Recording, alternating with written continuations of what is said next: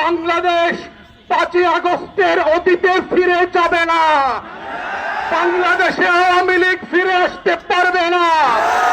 লক্ষ বুলেট দিয়েও এই আজাদির লড়াই বন্ধ করা যাবে না। আমার এই সোনার বাংলার সুশীল বুদ্ধিবেশ্যারা গত 54 বছর এই জাতির সবচেয়ে ক্ষতিকর শত্রুকে বন্ধু আকারে আমাদের সামনে পরিচয় করিয়েছে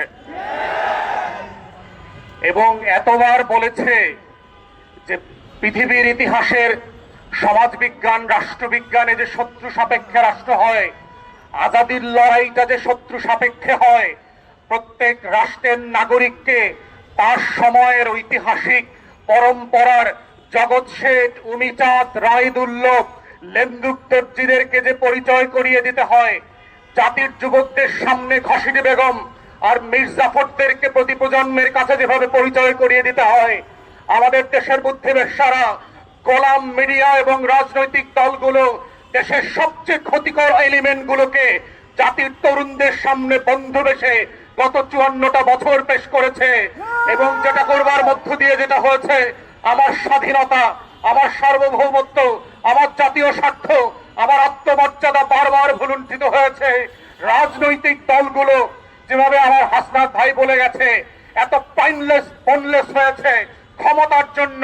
ফকির মিসকিন বস্তির ছেলেমেয়েরা আজকে বড় বড় রাজনৈতিক দলের নেতা হয়েছে। ওর নাম পরিচয় নয়, ওদের শিক্ষা দীক্ষা নাই, যারা সত্য জানে না, যারা আজাদির লড়াই বোঝে না, যারা হাজার বছরের ইতিহাসের স্বাধীনতা সার্বভৌমত্ব বোঝে না, ওই সকল ক্লাউন গোলামরা আজকে বাংলাদেশের রাজনৈতিক দলের নেতা। এবং তারাই প্রত্যেক পাড়ায় মহল্লায় এলাকাবাসীর কাছে ভোট চেয়ে বেড়াচ্ছে। তারা আগামী সংসদটাকে কিভাবে আজাদির সাথে বেইমানি করে, গণ অভ্যুত্থানের সাথে বেইমানি করে বাংলাদেশকে আবার নতুন করে দিল্লির কাছে বেচে দেবে, সেই নাটক মঞ্চস্থ চলছে।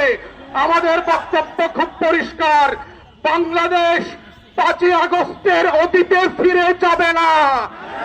বাংলাদেশে আওয়ামী লীগ ফিরে আসতে পারবে না।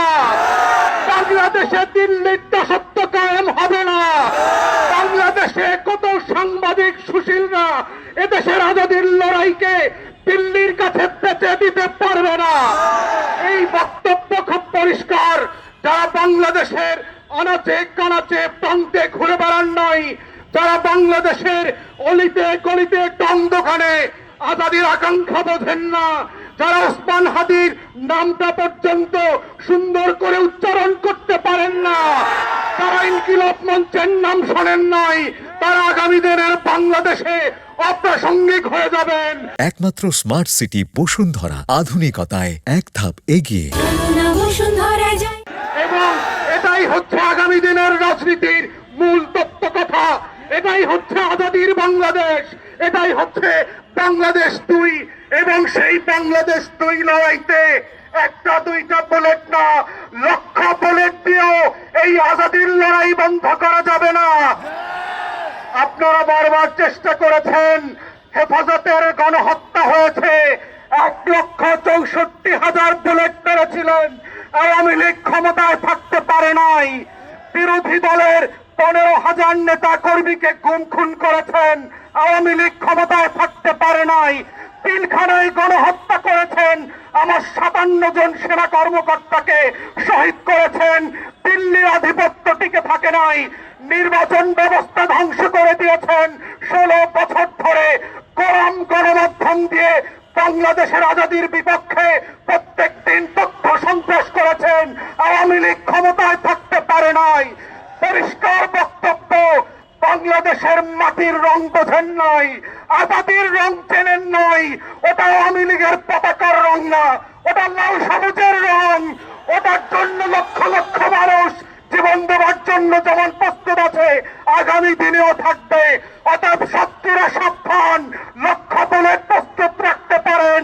আমরাও লাল সবুজের পতাকা বুকে পেঁচিয়ে দিয়ে বাংলার আনাচে কানাচে আমার স্বাধীনতা আজাদির লড়াই চালিয়ে যাব। শরীফ ওসমানদেরকে নতুন করে পাড়ায় মহল্লায় আবার পরিচিত করানো হবে এবং সেভাবেই প্রজন্ম থেকে প্রজন্ম ইনকিলাব জিন্দাবাদ হয়ে থাকবে। ইনকিলাব ইনকিলাব ইনকিলাব ইনকিলাব। ইনকিলাব